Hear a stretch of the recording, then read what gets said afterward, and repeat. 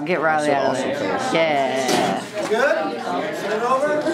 You're good. Thank you. All right, groups, you ready? Here's your answers. We're revealing the adjectives. Dang it. Nice.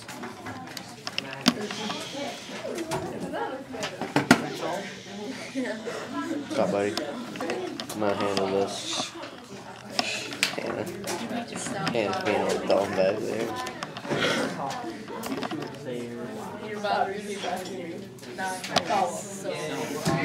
Alright.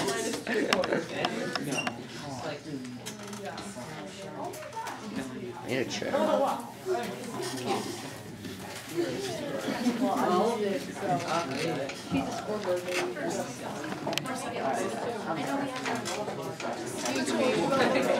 What? Get in there. Get in there. When you have sentences, you have to have subjects and verbs. Subjects, nouns and pronouns. Verbs generally are the action. But verbs aren't always action. Sometimes they reflect a state of being. Two types of verbs that we've covered, obviously: action verbs, linking verbs. You need to be able to write a sentence. One that has an action verb and one that contains a linking verb. Sometimes actions are mental actions. That's okay. Now,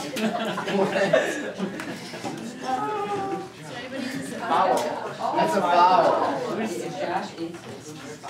Call a foul on Riley. Can you jump chicken?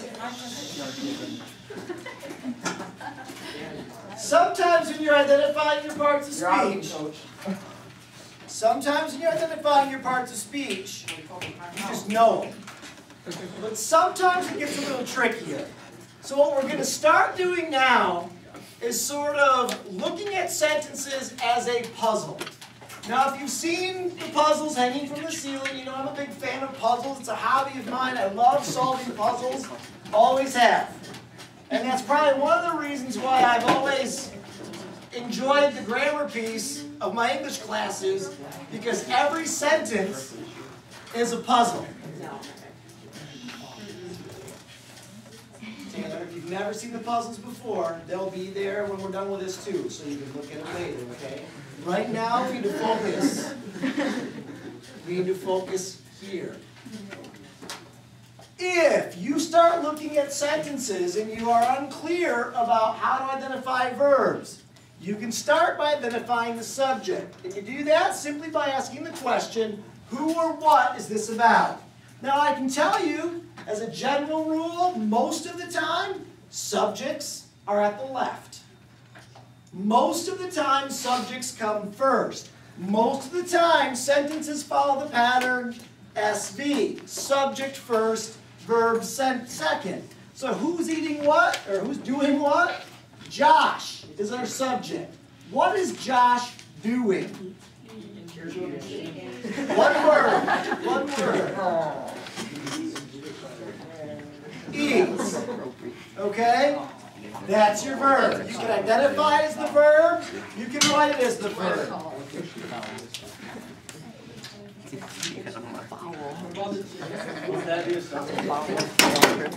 Chill out.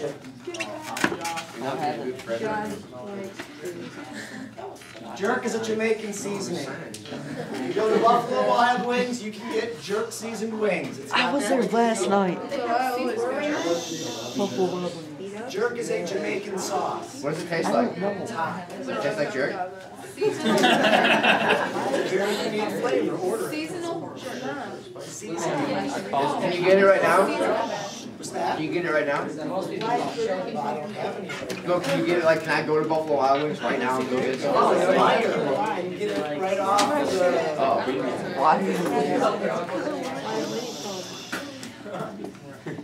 Folks,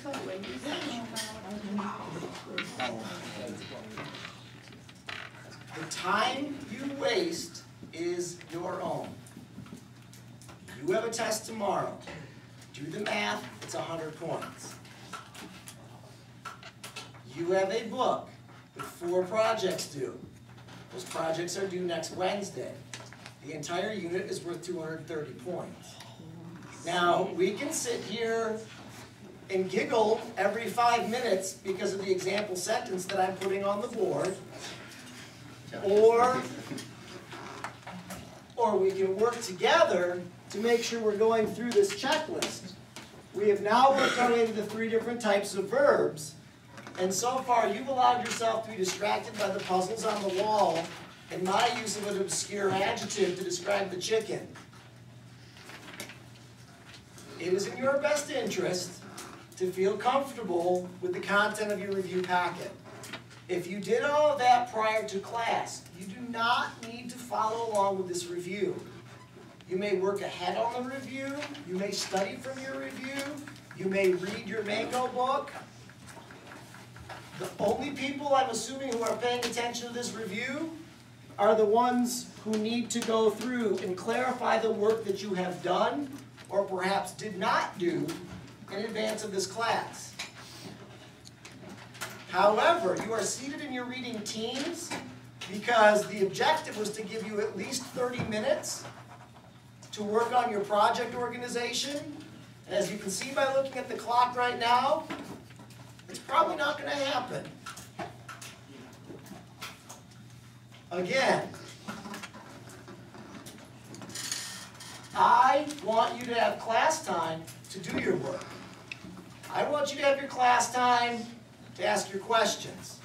I don't think you need to have hours and hours of homework.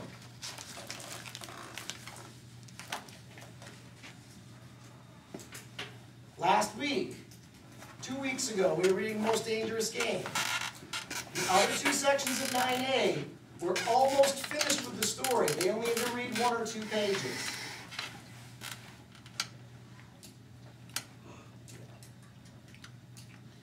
You need to do some self-reflecting. You need to ask yourself whether or not you are being as disciplined and mature as you can be so that you're maximizing your time in class, staying focused. If you like having all kinds of homework, okay, I don't get that. I hated homework when I was a kid, and I tend to relate to the kids who don't necessarily like homework. But you know what I did to avoid homework? I worked my butt off.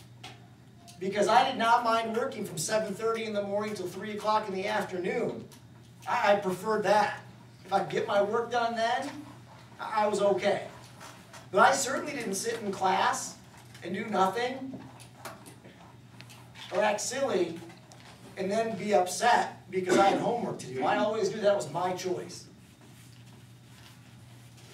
So, I mean, I'm not gonna, you know, if you'd rather, this is Lowell, I get it, you kids can't drive. Some of you would rather play while you're here together and do your homework at home because you don't have your friends at home. I get that, whatever. I've heard kids say that. They'd rather do their work at home. Okay, that's your choice. Never was mine. Do you want to try to focus?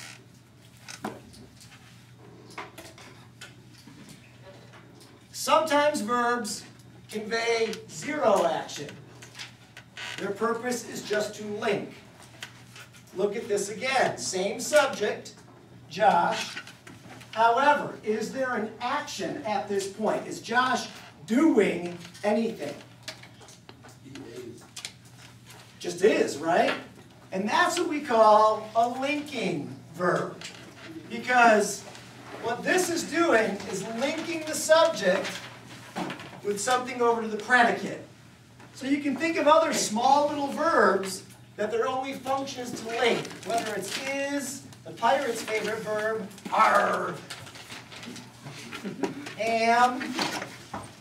There are lots of different little tiny verbs, and their whole point is just to link a subject to either an adjective or an object in the predicate. That's all they do. So then when you get down to the next question on page 2, there are 2 parts of a verb phrase. And this is where things get a little crazy.